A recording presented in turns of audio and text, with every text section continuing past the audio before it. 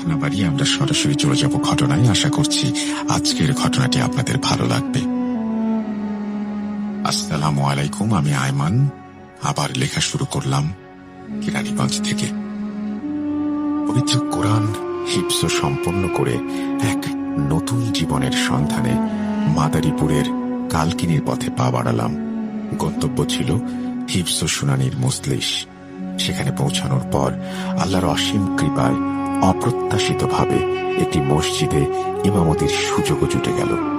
মাদ্রাসার ভেতরের সেই বিভীষিকাময় অধ্যায় পেরিয়ে ভেবেছিলাম এবার হয়তো কিছুটা শান্তির দেখা পাব, কিন্তু নিয়তি হয়তো অন্য কিছু লিখে রেখেছিল।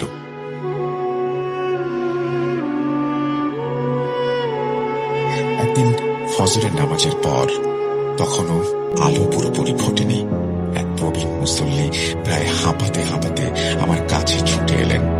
তার চোখ মুখে গভীর উদ্বেগ আর অসহায় মিনতি ভরা কণ্ঠে বললেন, হুজুর, দয়া করে একটু আমাদের বাড়িতে চলুন।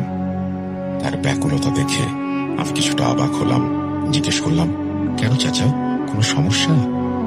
চাচা এক গভীর দীর্ঘশ্বাস ফেলে বললেন, আর বলুন না বাবা, আমার নাতনিটা গত 10-15 দিন ধরে বড়ই কষ্টে আছে। কত ডাক্তার, কত কবিরাজ, কত বড় বড় হুজুর দেখালাম, কিছুতেই কিছু হলো না। তারা যখন আসেন, মেয়েটা একদম সুস্থ হয়ে যায়। তাবিজ কবজ দেয়া শেষ হলেই আবার সেই আগের মতো যন্ত্রণায় ছটফট করতে থাকে। তাই সব দ্বিধার লজ্জা সরিয়ে তোমার কাছে ছুটে এসেছি বাবা। চাচার কথা শুনে আমি স্তম্ভিত হয়ে গেলাম। আমার আধ্যাত্মিক জগতের অভিজ্ঞতা তো একেবারেই ব্যক্তিগত, গোপনীয়। তিনি কি করে করলেন যে আমি এই ধরনের কিছু করতে পারি? কবিরাজি, তাবিজ কবজ তো আমার তেমন পছন্দের বিষয়ও নয়। তাই খানিকটা নিজেকে গুটিয়ে নিয়ে এড়িয়ে যাওয়ার ভঙ্গিতে বললাম, চাচা, যেখানে এত অভিজ্ঞ ডাক্তার, কবিরাজ আর নামি দামি হুজুররা কিছু করতে পারেননি, সেখানে আমার মতো কোনো সাধারণ কিশোর আপনার কি সাহায্য করতে পারবে? কিন্তু চাচা নাছোড়বান্দা, তার চোখ মুখে দৃঢ় বিশ্বাস। তিনি আরো বিস্ময়কর কথা বললেন, বাবা, তুমি সাধারণ কেউ নও তা আমরা সবাই জানি।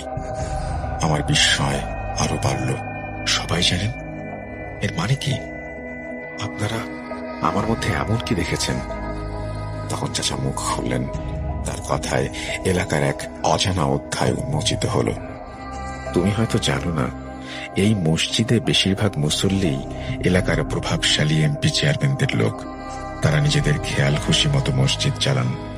আমি গত 25 বছর ধরে এই মসজিদে নামাজ পড়ছি। এমন কোন শুক্রবার যায়নি যেদিন টাকা তোলা, নাম লেখা আর হুজুরদের বয়ান নিয়ে মসজিদে হট্টগোল হয়নি। কিন্তু তুমি আসার পর থেকে এই সমস্যাগুলো এমন নিখুঁতভাবে সামলেছ যা আগে কেউ পারেনি। আমি বললাম, শুধু এসব গুণ থাকলেই তো কেউ অতি প্রাকৃতিক কিছু করতে পারে না চাচা। তিনি প্রত্যুত্তরে যা বললেন তা আমার কল্পনার বাইরে ছিল। দৃঢ় স্বরে বললেন, হ্যাঁ, আমরাও তাই ভাবতাম যেদিন না তোমাকে মসজিদে রাতে ঘুমোতে দেখেছি। আমার কপালে চিন্তার ভাঁজ পড়ল। মসজিদে ঘুমানোতে আবার সমস্যা কিসের? চাচা বললেন, তুমি কি অন্য এলাকা থেকে এসেছ? আমার হ্যাঁ সূচক মাথা নাড়াতেই তিনি শুরু করলেন, তাহলে শোনো, এই এলাকায় এমন কেউ নেই যে এই মসজিদ সম্পর্কে জানে না। প্রায় 25 বছর আগে 2 ভাই একসঙ্গে চেয়ারম্যান পদে দাঁড়িয়েছিল। ভোটের ঠিক আগের দিন রাতে এক ভাইকে রহস্যজনকভাবে খুন করা হয়। তাকে এই মসজিদের জমিতেই কবর দেয়া হয়েছিল। তখন থেকে রাতের বেলা এই কবরের আশেপাশে অদ্ভুত ভয়ঙ্কর সব কাণ্ড ঘটতে শুরু করে, যা এলাকার মানুষের রাতের ঘুম কেড়ে নেয়। তৎকালীন চেয়ারম্যানের নির্দেশে কবরের আশেপাশে রুকাইয়া করে এখানে মসজিদ নির্মাণ করা হয়, এই ভেবে যে হয়তো সমস্যার সমাধান হবে। কিন্তু কিছুতেই কিছু বদলায় না, বরং এই মসজিদটি রাতের বেলায় যেন এক অশরীরী শক্তির দখলে চলে যায়। তিনি 2 বছর আগে এক ভয়ঙ্কর রাতের কথা শোনালেন। বছর 2 আগের কথা। আমরা 5 থেকে 7 জন মুসল্লি এখানে এসে ইতেকাফে বসেছিলাম। রাত তখন খুব বেশি নয়, 11টা কিংবা 11:30 হবে। হঠাৎ এক অদৃশ্য শক্তি আমাদের 7 জনকেই টেনে হিঁচড়ে মসজিদের ছাদে ছুঁড়ে মারল। এরপর যা দেখলাম তাতে আমাদের ভয়ে জান পাখি উড়ে যাওয়া জোগাড়। একটি রক্তমাখা ছুরি হাতে সারা শরীর বিষধর সাপে জড়ানো, দেহ থেকে মাথা আলাদা এক বিভৎস মূর্তি। তার চোখে মুখে পচা মাংসের থেকে অজস্র পোকা কিলবিল করছিল, আর সেগুলো খোলসের মধ্যে ঝরে পড়ছিল। আমরা ভয়ে আল্লাহ আল্লাহ করতে করতে কোনো মতে ছুটে মসজিদের ভেতরে আশ্রয় নিলাম, কিন্তু তাতেও শেষ রক্ষা হলো না। আবারও সেই শক্তি আমাদের টেনে হিঁচড়ে ছাদে নিয়ে আছড়ে ফেলল। আমরা সবাই বুঝলাম এখানে আর এক মুহূর্ত থাকা সম্ভব না। বাধ্য হয়ে ইতেকাফ ভেঙে যে যার বাড়িতে পালিয়ে গেলাম। এরপর বহু বছর এই মসজিদ বন্ধ ছিল। অনেক হুজুর আলেম এসে সমস্যার সমাধান করতে পারেননি। এখানে রাত কাটানোর চেষ্টা করেছেন, কেউ সফল হননি। এই তো মাস দুয়েক আগের ঘটনা। একজন বেশ সাহসী বড় আলেম এখানে ঘুমিয়েছিলেন। তাকেও টেনে হিঁচড়ে ছাদে নিয়ে এমন ভাবে আছড়ে ফেলা হলো, তারপর তিনি পুরোপুরি ভেঙে পড়েন। চেয়ারম্যানের লোকেরা কড়া নির্দেশ দিয়েছিলেন, বাইরের কোনো হুজুর এলে তাকে যেন এই মসজিদ সম্পর্কে কিছু বলা না হয়। কবরের কাছে পৌঁছে দেখলাম মানুষরূপী একজন ধারালো চাকু নিয়ে তার নিজের শরীরের ছাল চামড়া ছাড়িয়ে সেটা পাশে রেখে দিয়েছে। এরপর সে তার সাথে থাকা মানুষের মতোই দেখতে আরেকজনের ছাল ছাড়াচ্ছে, আর আমাকে দেখতে পেয়ে তারা দুজনই হাসছে। এবং কতটা ভয়ঙ্কর দৃশ্য যে সেটা হতে পারে এটা কল্পনার বাইরে। এর পরের বিষয়গুলো আমি আর সহ্য করতে পারিনি। আমি আল্লাহ বলে চিৎকার দিয়ে মাটিতে পড়ে যাই। আজ বাবার কাছে শুনলাম 5 দিন পর নাকি আমার জ্ঞান ফিরেছে। মূলত এটাই ছিল আমার সেই দুঃসম্পর্কের ভাইয়ের ঘটনা। তিনি এখন সুস্থ আছেন ঠিকই, কিন্তু মাঝে মাঝে তার 2 পায়ে প্রচন্ড রকমের ব্যথা অনুভব করেন। ঠিক সেই ঘটনার পর তার পায়ে যেমন ব্যথা অনুভব হতো। যা হোক, এটা তো অনেকদিন আগের ঘটনা। এবার আসি রিসেন্টলি ঘটে যাওয়া একটা ঘটনায়। ঘটনাটি ঘটে 2018 সালের জুন মাসের দিকে। তখন ছিল বর্ষাকাল। হঠাৎই গ্রামের 5-6 জন ওঝার দেখা মেলে। তারা কোথা থেকে এসেছে এবং কেন এসেছে এটা আমাদের জানা ছিল না। গ্রামের 2 দিন অবস্থান করার পর তারা 3য় দিন সকালে সেই বাঁশঝাড়ে গিয়ে অনেকগুলো সাপ ধরে আনে। 3য় দিন তাদের সাথে কথা বলে জানতে পারি তারা সাপগুলো ধরে বিভিন্ন জায়গায় খেলা দেখায় এবং বিষাক্ত সাপগুলোর বিষ থেকে ঔষধ তৈরির জন্য সেগুলো বিভিন্ন এনজিওতে দিয়ে দেয়। তাদের কথা শুনে গ্রামের প্রায় সবাই খুশি। বর্ষার সময় সাপের কারণে অনেকেই ক্ষতির সম্মুখীন হয়, তাই ওঝারা সাপগুলো নিয়ে গেলে ব্যাপারটা আমাদের জন্য বেশ ভালো হয়।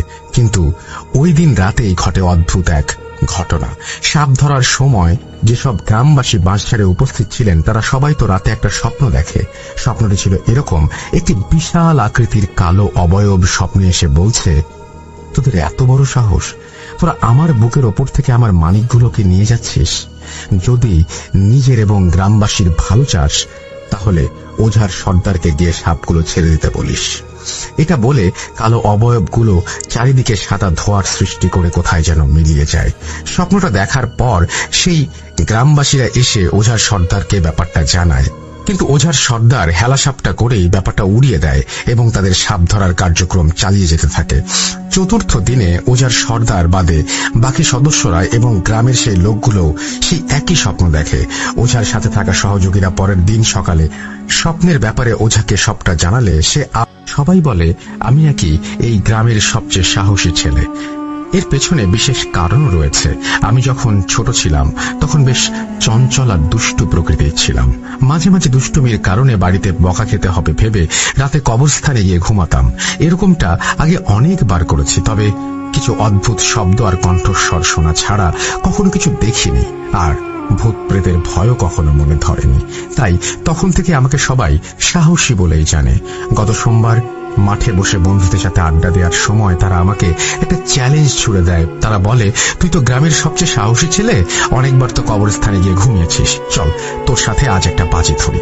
তুই যদি তোর সাহসিকতার প্রমাণ দিতে পারিস তাহলে 2000 টাকা পাবি, আর না পারলে 4000 টাকা আমাদের ফেরত দিতে হবে। আমরা কাল সকালে ওই বাঁশঝাড়ের বিভিন্ন জায়গায় টাকা লুকিয়ে রেখে আসবো, একটা নকশা তৈরি করে দিয়ে আসবো। তুই রাতের বেলা একা বাঁশঝাড়ে গিয়ে নকশা দেখে দেখে টাকাগুলো খুঁজে নিয়ে আসবি। তবে শর্ত হলো কোনো টর্চ লাইট বা হ্যারিকেন ব্যবহার করতে পারবি না।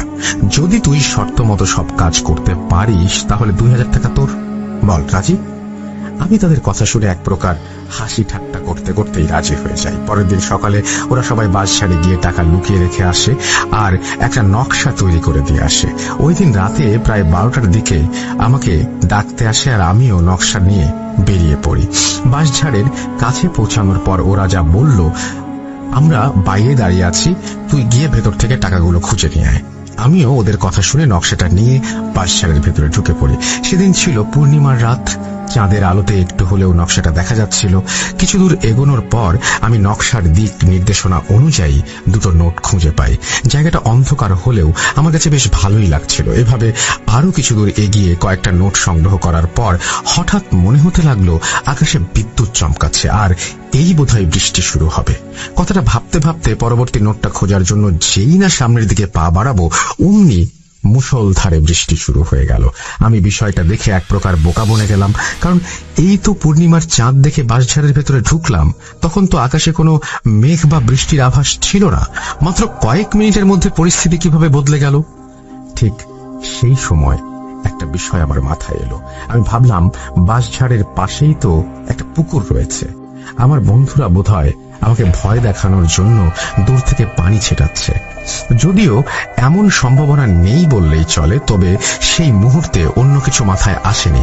কিছু দূর এগোনোর পর হঠাৎই বৃষ্টি থেমে যায়। ব্যাপারটা তখন পর্যন্ত আমার জন্য ঠিকই ছিল, কিন্তু এরপর যে বিষয়টি লক্ষ্য করলাম সেটা হয়তো আমাকে জীবনে প্রথমবার ভয় ধরিয়ে দিয়েছিল। আমি লক্ষ্য করলাম বৃষ্টি থেমে যাবার পর আমার বেশ গরম লাগছে। আমি একটা হাত গেঞ্জির ওপর রাখতেই দেখলাম গেঞ্জিটা একদম শুকনো। এটা কিভাবে সম্ভব? আমি পুরো শরীরে হাত বুলিয়ে দেখলাম, কিন্তু এতক্ষণ বৃষ্টিতে ভেজার পরে আমার শরীরের একটা অংশেও পানির ছিটা ফোটা নেই। এমনকি হাতে থাকা কাগজের নকশাটাও ভেজেনি। ব্যাপারটা দেখে আমি বেশ ভয় পেয়ে যাই। নকশার দিকে তাকিয়ে দেখি আর মাত্র একটা নোট বাকি। তাই 7-5 না ভেবে আমি সামনের দিকে রওনা দেই। সামনে এগোনোর সময় বারবার মনে হচ্ছিল আমার পেছন পেছন কেউ একজন আসছে আর বারবার আমাকে বলছে, সামনে এগোস না, বিপদ হবে। কয়েকবার এমনটা হলেও আমি তখন ব্যাপারটা পাত্তা দেইনি। কিছু দূর এগোনোর পর হঠাৎই কোথা থেকে যেন একটা বিশাল আকৃতির কুকুর আমার সামনে এসে হাজির হলো। পূর্ণিমার চাঁদের আলোয় স্পষ্ট দেখতে পাচ্ছিলাম কুকুরটা স্বাভাবিকের তুলনায় অনেক বড়, একদম কুচকুচে কালো, দাঁতগুলো দেখে বেশ বড় আর ধারালো মনে হচ্ছিল। কুকুরটা আমার দিকে এগিয়ে আসছিল না ঠিকই, কিন্তু দূরে দাঁড়িয়ে রাস্তা আটকে এক প্রকার ক্ষিপ্ত হয়ে গড়গড় গড়গড় আওয়াজ করছিল। অনেকক্ষণ কুকুরটাকে তাড়ানোর চেষ্টা করার পর চোখের পলকে কুকুরটা যেন হাওয়ায় মিশে গেল। এর আগে এরকম অদ্ভুত বিষয় আমি কখনো লক্ষ্য করিনি। সত্যি বলতে ভূত প্রেত বা জিন সম্পর্কে আমার সেরকম ধারণা ছিল না। এরা কেমন হতে পারে বা কি কি করতে পারে সেই বিষয়েও আমার জানা ছিল না। তাই চোখের সামনে এরকম কিছু ঘটতে দেখে খুব অস্বস্তি হচ্ছিল। কুকুরটা চলে যাবার পর আমি আমার গন্তব্যস্থলের দিকে এগোতে থাকি। সেটা ছিল একটা জোড়া কবরের পাশে। 2 কবরের মাঝখানে শেষ নোটটা লুকানো ছিল। আমি কবরের প্রায় কাছাকাছি পৌঁছানোর পর দূর থেকেই কেমন মাংস পচা গন্ধ পাচ্ছিলাম। নাক চেপে কবরের কাছে পৌঁছানোর পর যা দেখলাম সেটা ভাষায় প্রকাশ করার মতো নয়। ওই ঘুটঘুটে অন্ধকার বাঁশঝাড়ের মধ্যে এক বিভৎস দৃশ্য আমার চোখের সামনে এতটা পরিষ্কারভাবে ভেসে উঠবে তা কখনো আমি কল্পনা করিনি। কবরের কাছে পৌঁছে দেখলাম মানুষ